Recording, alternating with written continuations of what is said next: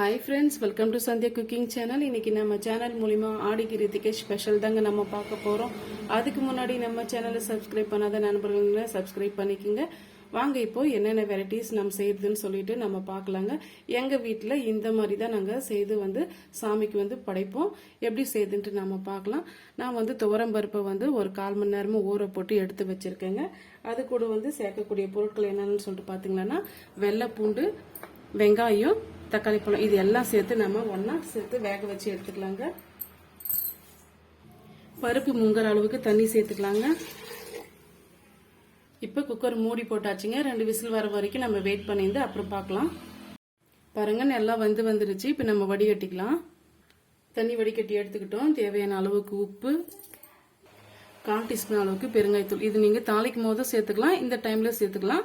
2 கரெக்டா தான் இருக்கும். தேவையான அளவுக்கு குழம்பு மிளகாய் தூள் வந்து சேர்த்துக்கலாங்க. நான் வந்து 1 டீஸ்பூன் அளவுக்கு குழம்பு மிளகாய் தூள் சேர்த்துக்கிறேன்.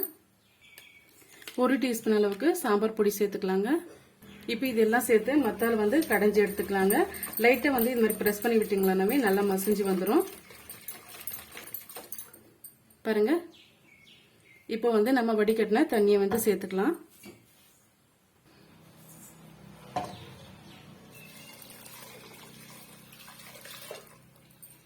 இப்ப தேவையான அளவுக்கு நம்ம தண்ணி சேர்த்துக்கலாங்க.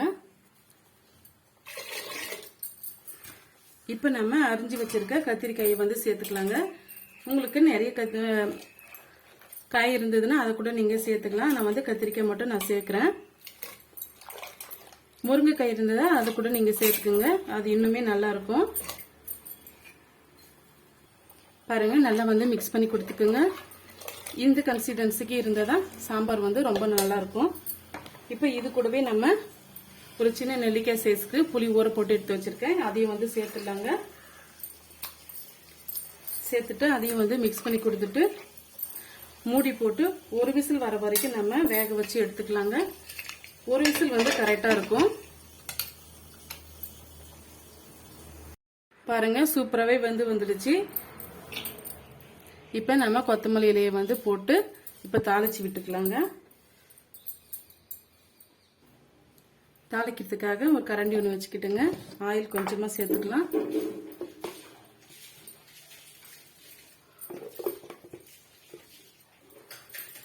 எண்ணெய் நல்லா சூடாயிட்டு வரட்டும். எண்ணெய் நல்லா காஞ்சி வந்துடுச்சுங்க. இப்ப நம்ம 1/2 டீஸ்பூன் அளவுக்கு கடுகு சேர்த்துக்கலாம். 1/4 டீஸ்பூன் அளவுக்கு சீரகம் சேர்த்துக்கலாங்க. அது கூடவே சாம்பார் மிளகாய் சேர்த்துக்கலாம். இப்ப நல்லா பொரிஞ்சு வந்துருச்சு. ஸ்டவ் ஆஃப் பண்ணிட்டேன். கருவேப்பிலை ஆட் பண்ணிக்கலாம். இப்ப சாம்பாரோட ஆட் பண்ணிடலாங்க. இப்ப நம்ம சர்வ் பண்ணிக்கலாங்க.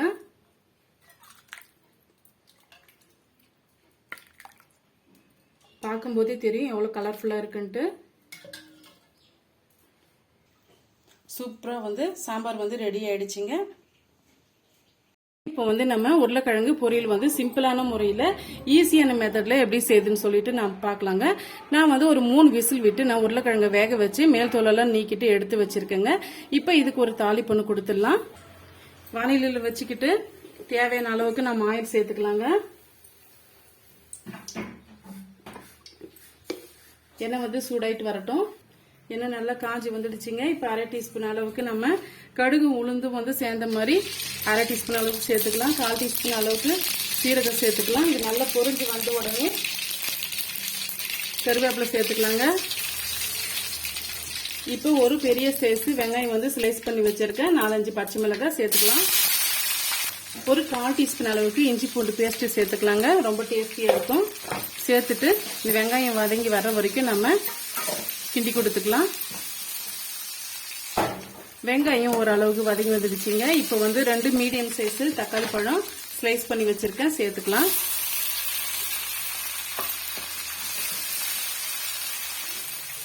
மசாலாக்கு தேவையான அளவுக்கு நம்ம உப்பு சேர்த்துக்கலாங்க. 1/4 டீஸ்பூன் அளவுக்கு மஞ்சள் தூள் சேர்த்துக்கலாங்க. நல்லா மசிஞ்சு வரட்டும், அது வரைக்கும் நம்ம வெயிட் பண்ணலாம். இப்போ இது கூடவே நம்ம ஒரு 1/4 டீஸ்பூன் அளவுக்கு மிளகாய் தூள் வந்து சேர்த்துக்கலாங்க. நீங்க வெறுமனே பச்சை மிளகாயிலும் செய்யலாம். இந்த மாதிரி வந்து சேர்க்கும் போது ரொம்ப டேஸ்டியா இருக்கும். சேர்த்துட்டு ஒரு 1 மினிட்டுக்கு வதக்கி விட்டுருங்க. ஓரளவுக்கு வதங்கி வந்துடுச்சுங்க, நல்லா மசிஞ்சு வந்துடுச்சு. இப்போ இந்த ஸ்டேஜில் நம்ம உருளைக்கிழங்கு சேர்த்துக்கலாம். நீங்கள் சின்ன சின்ன பீஸ்களாக கூட சேர்த்துக்கலாங்க. இந்த மாதிரி வந்து சேர்த்து சாப்பிடும்போது ரொம்பவே அருமையாக இருக்குங்க. அதனால தான் கொஞ்சம் பெரிய சைஸுக்கு நான் வந்து கட் பண்ணி வச்சுருக்கேன்.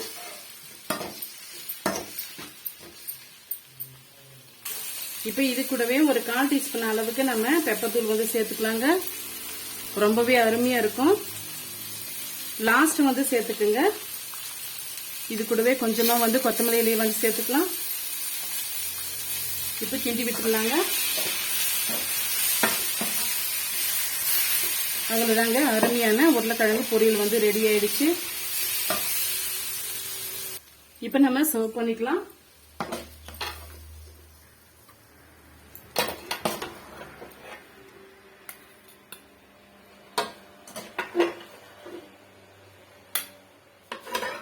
அருமையா ரெடி ஆயிடுச்சு பாருங்க.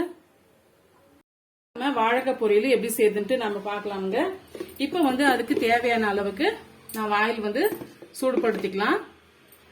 நான் வந்து ஒரு 3 வாழைக்காய் எடுத்து கட் பண்ணி நான் வேக வச்சு எடுத்துருக்கேங்க. அதிக அளவுக்கு வந்து நான் வேக வச்சு எடுத்துக்கல. இந்த அளவுக்கு வந்து பாருங்க, அழுத்தணும்னா கொஞ்சம் வந்து அழுத்தி வரணும், அந்த அளவுக்கு நான் வேக வச்சு எடுத்திருக்கேன்.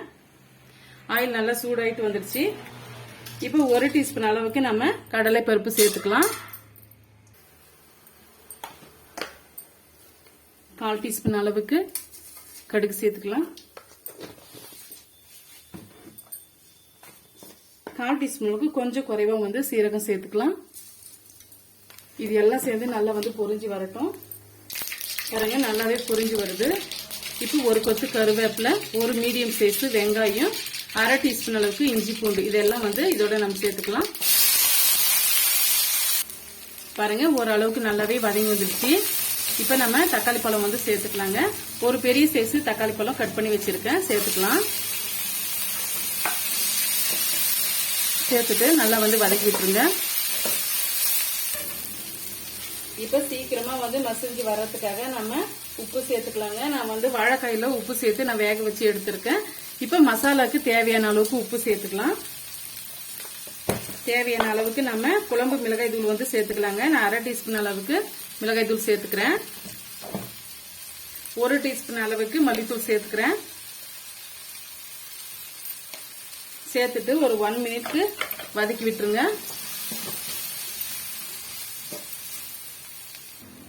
அந்த பச்சை வடையெல்லாம் போன பின்னாடி கொஞ்சமா வந்து நம்ம தண்ணி சேர்த்துக்கலாங்க. இன்னுமே வந்து நல்லா வந்து மசிஞ்சு வரணும். லைட்டா வந்து சும்மா தண்ணி தெளிச்ச மாதிரி நீங்க தண்ணி வந்து ஆட் பண்ணிக்கோங்க. பச்சை வடையெல்லாம் போயிட்டு நல்ல ஒரு கன்சிஸ்டன்சிக்கு வந்த பிறகு நம்ம வாழைக்காயை ஆட் பண்ணிக்கலாம். இப்ப சிம்மில் வச்சுட்டு நம்ம வேக வச்சு எடுத்து வச்சிருக்க வாழைக்காயை இதோட ஆட் பண்ணிடலாங்க. இது கூடவே பாத்தீங்கன்னா ஒரு 2 டீஸ்பூன் அளவுக்கு நான் வந்து தேங்காய் துருவல் வந்து சேர்த்துக்கிறேங்க. ரொம்ப டேஸ்டியா இருக்கும்.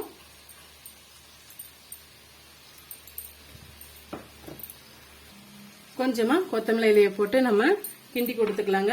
ஜஸ்ட் ஒரு 1 மினிட்டுக்கு நல்லா வந்து கிண்டி கொடுத்துக்குங்க. அந்த வாழைக்காயில அந்த மசாலா வந்து இறங்கி வரணும். மீடியமான ஃப்ளேம்ல வச்சு இது போல வந்து பிரட்டி கொடுத்துக்குங்க. இப்ப நம்ம சர்வ் பண்ணிக்கலாம். சூப்பரா வந்து ரெடி ஆயிடுச்சு பாருங்க. பார்க்கும் போதே உங்களுக்கு தெரியும். வாழைக்காய் இது மாதிரி உதிரி உதிரியா இருக்கணுங்க. அப்பதான் வந்து எடுத்து சாப்பிட்றதுக்கு ரொம்ப டேஸ்டியா இருக்கும்.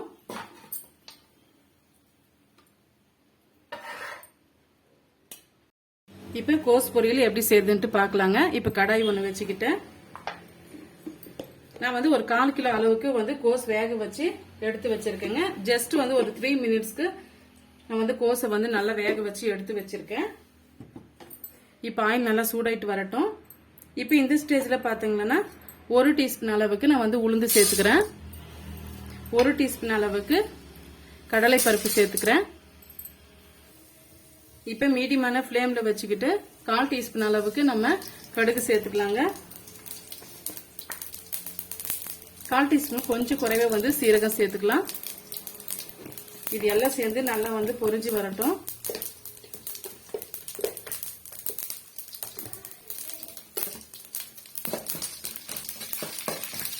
லைட்டா வந்து இந்த உளுத்தம் பருப்பும் கடலை பருப்பும் இந்த மாதிரி வதக்கி விட்டுக்குங்க. அப்பதான் வந்து அந்த கலர் நல்லா சேஞ்ச் ஆயிட்டு வரும். இப்ப இந்த ஸ்டேஜ்ல பாத்தீங்கன்னா ஒரு பெரிய சைஸ் வெங்காயம் வந்து இந்த மாதிரி நீல வாக்குல கட் பண்ணி வச்சிருக்கேன். 3-4 பச்சை மிளகாய், ஒரு கொத்து கருவேப்பிலை சேர்த்துட்டு நல்லா வந்து வதக்கி விட்டுடலாங்க.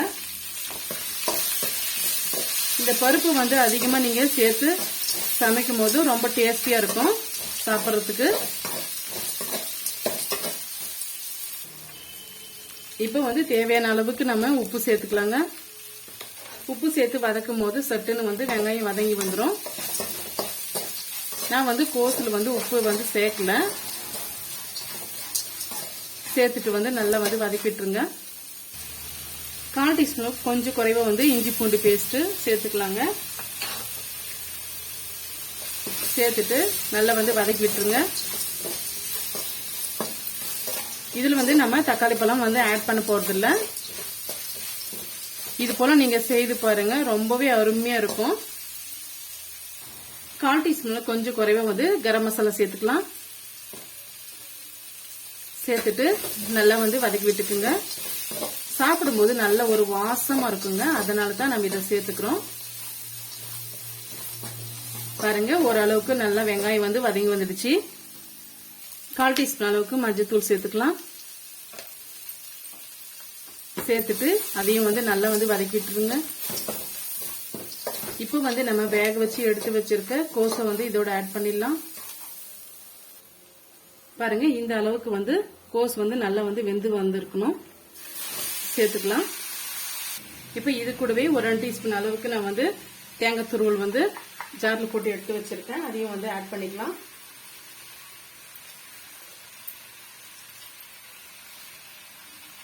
இப்போ இது கூடவே நம்ம கொத்தமல்லி இலையை போட்டு நம்ம கிண்டி விட்டுக்கலாங்க. இது மொத்தமா சேர்த்து ஜஸ்ட் ஒரு 2 மினிட்ஸ்க்கு கிண்டி விட்டீங்கன்னா கரெக்டா இருக்கும். நம்ம ஆல்ரெடி வந்து கோஸ் வந்து வேக வச்சு எடுத்துருக்கோம்.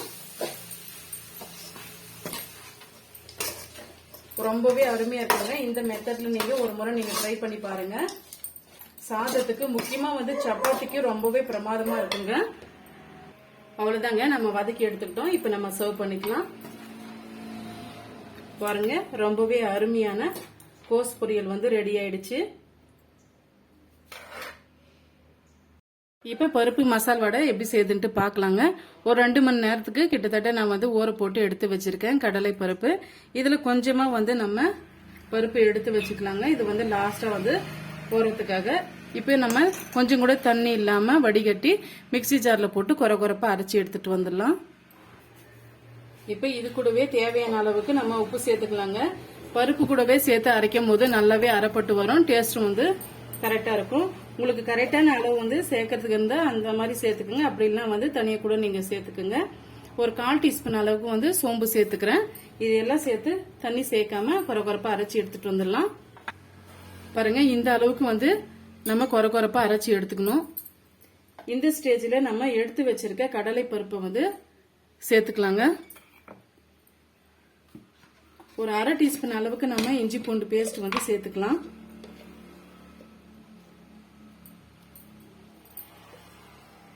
இப்ப இது கூட வந்து நம்ம கொஞ்சமா கருவேப்பிலை சேர்த்துக்கலாங்க. அது கட் பண்ணி சேர்த்துக்குங்க. இப்ப தேவையான அளவுக்கு நம்ம வெங்காயம் வந்து சேர்த்துக்கலாம். நான் வந்து ஒரு பெரிய சைஸ் வெங்காயம் வந்து பொடி பண்ணி எடுத்து வச்சிருக்கேன். அதையும் வந்து சேர்த்துட்டு பச்சை மிளகாய் வந்து ஆட் பண்ணிக்கலாங்க. உங்களுக்கு கொஞ்சம் காரமான முறையில் வந்து இருக்கணும்னா அதிக அளவுக்கு கொஞ்சம் பச்சை மிளகாய் சேர்த்துக்குங்க. 5-6 பச்சை மிளகாய் வந்து நான் சேர்த்துக்கிறேன். நான் சேர்த்துட்டு நல்லா வந்து மிக்ஸ் பண்ணி கொடுத்துக்குங்க. மிக்ஸ் பண்ணி கொடுத்துட்டு காரம் உப்பெல்லாம் வந்து கரெக்டா இருக்கான்ட்டு செக் பண்ணி பார்த்துட்டு உருண்டைகளை வந்து திரட்டி வச்சுக்கோங்க. இப்ப வந்து வடை சேர்த்து போறதுக்காக வந்து நம்ம தேவையான அளவுக்கு நம்ம ஆயில் சேர்த்து சூடுபடுத்தியிருக்கோம். இப்ப ஹை ஃபிளேம்ல வச்சுட்டு நம்ம வடை சேர்க்கும் போது மீடியமான ஃபிளேம்ல வச்சுக்கோங்க. இல்லைன்னா வந்து வடை வந்து டக்குன்னு வந்து கருகி போயிடும். இப்ப பாருங்க, நான் வந்து இது போல உருண்டைகளா சேர்த்து வச்சுக்கிட்டேன். அதுல இருந்து ஒரு உருண்டை எடுத்து இது போல நான் தட்டி வச்சுக்கிட்டேங்க. இப்ப இது ஒவ்வொன்றா வந்து நம்ம இதோட வந்து ஆட் பண்ணிடலாம்.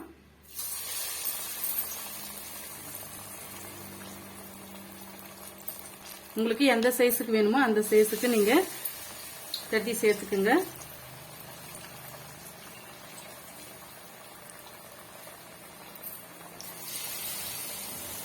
பாருங்க இந்த ஸ்டேஜில் நம்ம திருப்பி விட்டுக்கலாங்க.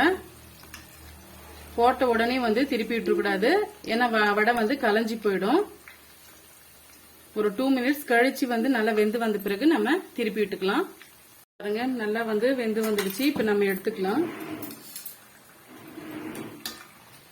இது வந்து கரெக்டான அளவு, உங்களுக்கு பார்க்கும் போதே தெரியும்.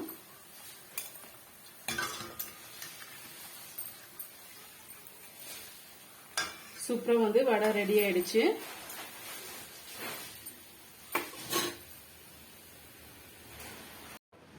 சாஃப்டான கிறிஸ்பியான உளுந்து வடை எப்படி செய்யுதுன்ட்டு நம்ம பார்க்கலாங்க. இது வந்து ஒரு 2 ஹவர்ஸ்க்கு நல்லா வந்து ஊற போட்டுட்டு நல்லா வந்து அலசிட்டு எடுத்து வச்சிருக்கேன்.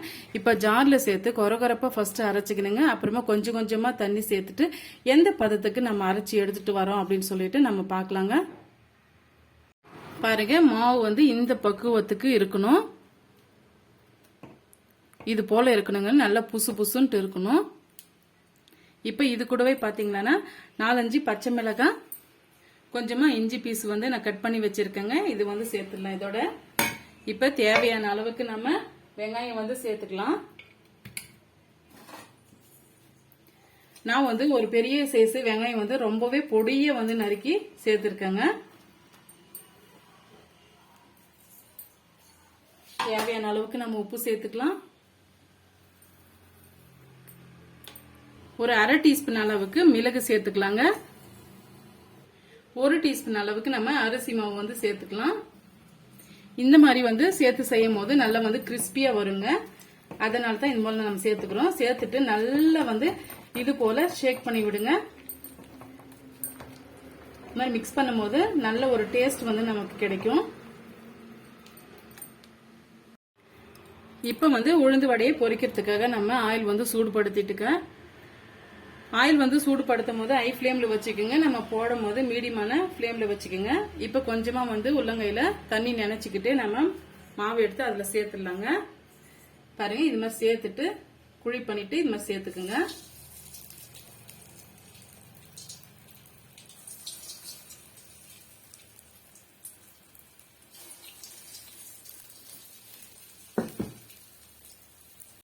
பாருங்க இப்போ ஒரு 2 மினிட்ஸ் ஆயிடுச்சு. இப்ப நம்ம திருப்பி விட்டுக்கலாம். பாருங்க உளுந்து வடை நல்லாவே வெந்து வந்துடுச்சு. இப்ப நம்ம எடுத்துடலாம்.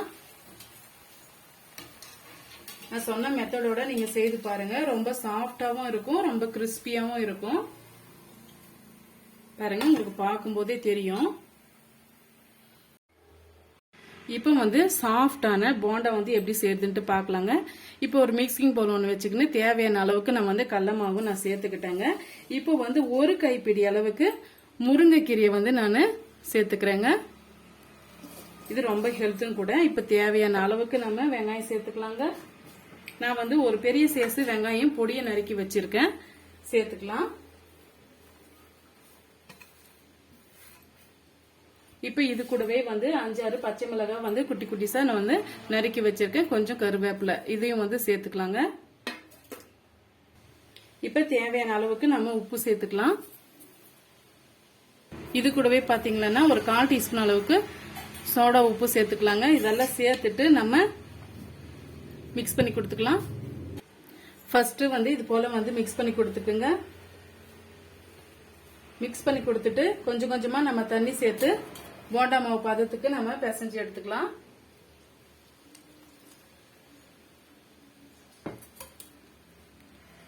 இப்ப அதுக்குள்ளார வந்து நம்ம போண்டா செய்யறதுக்காக நம்ம ஆயில் வந்து ஏற்கனவே நம்ம செய்து வச்சிருக்கிற உளுந்து வடை செய்து வச்சிருக்கிற கடாயிலேயே வந்து நம்ம இதையும் வந்து சேர்த்து நம்ம செஞ்சிடலாம். பாருங்க இந்த பக்குவத்துக்கு இருக்கணும். கொஞ்சம் வந்து இலக்கமா தான் இருக்கணுங்க. அப்பதான் வந்து நல்லா சாஃப்டா இருக்கும். இப்ப வந்து எண்ணெய் நல்லா காஞ்சி வந்துடுச்சு. இப்ப நம்ம கொஞ்சம் கொஞ்சமா வந்து சேர்த்துடலாம்.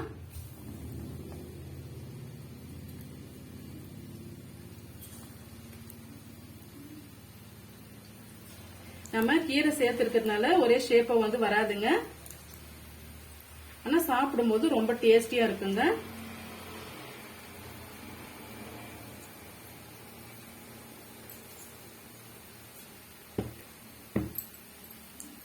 போட்ட உடனே வந்து திருப்பி விட்டுறக்கூடாதுங்க.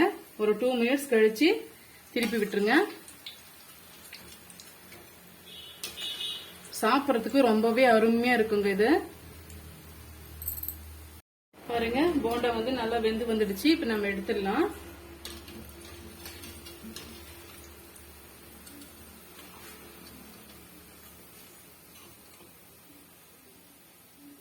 சூப்பரா வந்து போண்டா வந்து ரெடி ஆயிடுச்சுங்க. பாருங்க இப்போ வந்து பாயாசம் செய்யறதுக்காக நான் வந்து ஒரு பவுல்ல வந்து தண்ணி நல்லா வந்து கொதிக்க வச்சிருக்கேங்க. இப்போ வந்து ஒரு பாக்கெட் அளவுக்கு நம்ம ஜவ்வரிசி சேர்த்துக்கலாம். சேர்த்துட்டு இது கூடவே வந்து 1 டீஸ்பூன் அளவுக்கு நான் கடலை பருப்பு வந்து சேர்த்துக்கிறேங்க. இது ரெண்டும் சேர்த்து நல்லா வந்து வெந்து வரட்டும். பாருங்க ஜவ்வரிசியும் கடலை பருப்பும் ஒரு அளவுக்கு வந்து நல்லா வெந்து வந்துடுச்சு. ஒரு பாதி அளவுக்கு வெந்து வந்தாவே போதுங்க. ஏன்னா வந்து இதுக்கு பிறகு வந்து நம்ம சேமியா வந்து ஆட் பண்றதுனால அதோட சேர்ந்து இந்த ஜவ்வரிசி நல்லா வெந்து வந்துடும். ஒரு 1/2 கப் அளவுக்கு நான் வந்து சேமியா வந்து சேர்த்துக்கிறேங்க. இது வறுத்த சேமியான்றதுனால நான் வந்து அப்படியே டைரக்டா சேர்த்துக்கிறேன். சேர்த்துட்டு நல்லா வந்து மிக்ஸ் பண்ணி கொடுத்துக்குங்க. இது கூடவே ஒரு 1/2 கைப்பிடி அளவுக்கு நான் வந்து தேங்காய் வந்து கட் பண்ணி வச்சிருக்கேங்க. சின்ன சின்ன பீஸுகளா அதையும் வந்து இதோட சேர்த்துடலாம். சேர்த்துட்டு நல்லா வந்து மிக்ஸ் பண்ணி கொடுத்துக்குங்க. சேமியா நல்லா வெந்து வரட்டும். அதுக்கு பிறகு நம்ம சர்க்கரை வந்து ஆட் பண்ணிக்கலாங்க. இப்போ வந்து சேமியா ஜவ்வரிசி எல்லாமே வந்து நல்லாவே வெந்து வந்துடுச்சுங்க. நீங்க சேமியா எடுத்து அழுத்தி பார்த்தீங்கன்னா நல்லா வந்து மசிஞ்சு வரணும். பாருங்க இது போல வந்து நல்லா வந்து மசிஞ்சு வரணும். அதுதான் வந்து கரெக்டான பக்குவம். இப்போ இந்த ஸ்டேஜில் நம்ம சுகர் ஆட் பண்ணிக்கலாங்க. இப்போ வந்து நான் 3 கப் அளவுக்கு தண்ணி சேர்த்து ஜவ்வரிசி வந்து வேக வச்சு எடுத்து வச்சிருக்கேங்க. 1/2 கப் அளவுக்கு சேமியா சேர்த்துருக்கேன். 3/4 கப் அளவுக்கு நான் வந்து சுகர் சேர்த்துக்கிறேங்க. இந்த சுகரோட அளவு வந்து கரெக்டா இருக்கும். சேர்த்துட்டு நல்லா வந்து இந்த சர்க்கரை கரைஞ்சி வர வரைக்கும் நம்ம கொதிக்க விட்டுக்கலாங்க. சுட சுட பாயாசம் ரெடிங்க. இப்ப நம்ம சர்வ் பண்ணிக்கலாம். பாருங்க கண்ணாடி மாதிரி எப்படி இருக்கு பாருங்க. சாப்பிட்றதுக்கும் அவ்வளோ ரொம்ப டேஸ்டியா இருக்கும். இப்ப நம்ம சுட சுட பரிமாறிக்கலாம். இது போலதாங்க எங்க ஊர்ல வந்து ஆடி கிருத்திகைக்கு நான் செய்து இருக்க ஐட்டம் எல்லாம் வந்து செய்வாங்க. சாப்பிட்றதுக்கு ரொம்பவே பிரமாதமா இருக்கும்.